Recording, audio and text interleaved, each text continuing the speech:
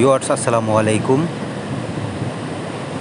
সাগর থেকে চিংড়ির পোনা কীভাবে ধরা হয় আজ আপনাদের দেখাবো।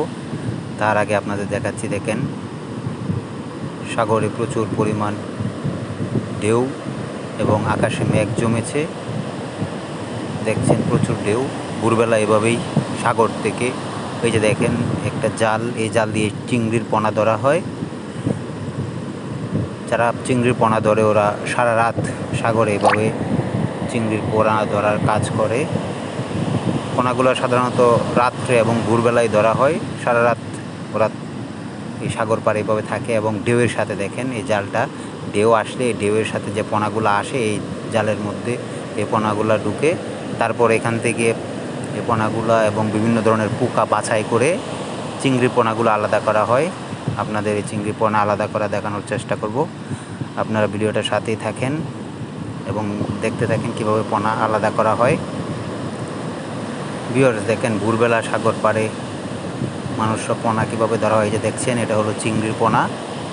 এই পোনাগুলো এই সাদা যে একটা পাত্র আছে, বাটি, সাদা বাটি নিলে এটা দেখা যায় কোনটা পোনা আর কোনটা পোকা, এটা আলাদা করা হয়।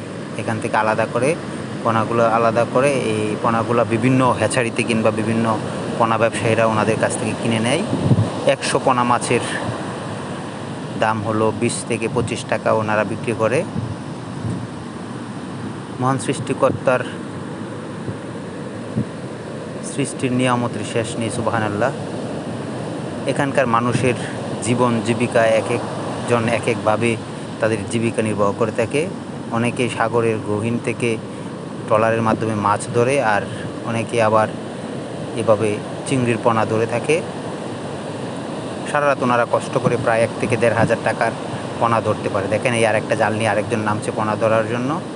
কত সুন্দর তাদের জীবিকার ব্যবস্থা করেছে। দেখেন এই সবাই এরকম সাদা বাটির মাধ্যমে চিংড়ি পোনাগুলো আলাদা করে। দেখেন উনি চিংড়ি পোনাগুলো আলাদা করছে এবং যে পোকা, বিভিন্ন ধরনের পোকা, ওইগুলা থেকে চিংড়ি পোনাগুলো আলাদা করে অন্য একটা পাত্রে রাখছে।